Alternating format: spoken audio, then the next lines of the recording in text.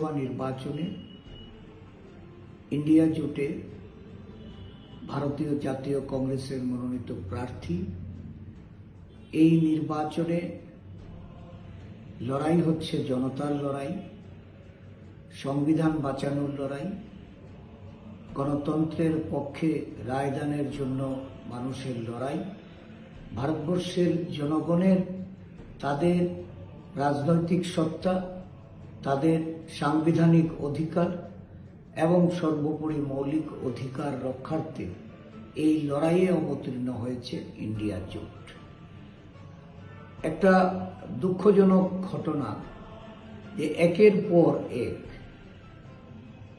Income tax ডিপার্টমেন্টকে অপব্যবহার করে দেশের সরকার, কংগ্রেস দল নির্বাচনে যেন তাদের দলীয় তহবিল ব্যবহার করতে না পারেন বা এই নির্বাচনে ব্যয় করার ক্ষেত্রে দলীয় তহবিলের টাকা আটকে দেওয়ার ষড়যন্ত্র করে ইন্ডিয়া জোটকে দুর্বল করার লক্ষ্যে এক পদক্ষেপ শাসক বিজেপি এটা আমাদের এই আসন্ন নির্বাচনে তারা একটা ষড়যন্ত্রের মাধ্যমে নির্বাচনে জয়ী হয়ে আসার জন্য তাদের অভিষ্ট লক্ষ্য নির্ধারণ করেছে। আমরা ইন্ডিয়া জোট প্রার্থীরা সারা দেশব্যাপী এর বিরুদ্ধে লড়াই করে চলেছি।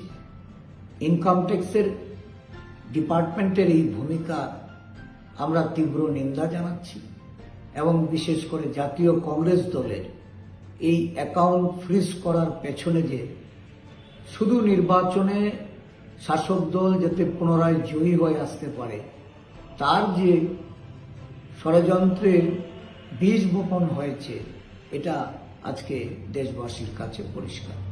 আমরা চাইছি নির্বাচনের লড়াই করতে গিয়ে আমাদের আর্থিক অসঙ্গতি দূর করতে এই রাজ্যের সাধারণ জনগণ থেকে শুরু করে সমস্ত এই জাতীয়তাবাদী মানুষের কাছে আমরা আহ্বান রাখছি, ন্যূনতম সাহায্য আপনাদের কাছ থেকে আমরা চেয়ে নিচ্ছি এবং আমার এই নিম্নে দেওয়া যে কিউআর কোড, এই কোডের ব্যবহার করে এই নির্বাচনে প্রতিদ্বন্দ্বিতায় যেন ইন্ডিয়া জোট লড়াইয়ের সম্মুখীন হতে পারে।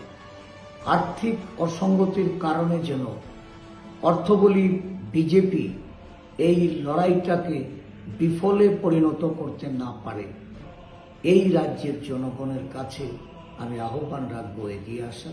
আমি বিশ্বাস করি যে আপনাদের সহযোগিতায় এবং আপনাদের সমর্থনে আগামী দিন এই শাসক ষড়যন্ত্রকারী এবং ভারতবর্ষের স্বাধীন যে সংগঠনগুলি প্রতিষ্ঠানগুলিকে যেভাবে তারা ব্যবহার করছে তার বিরুদ্ধে আপনাদের সচেতন লড়াই আমাদের পাশে, আমাদের সাথে হাত মিলিয়ে আমাদেরকে সহযোগিতা করে আপনারা করবেন। আপনাদেরকে অনেক অনেক শ্রদ্ধা।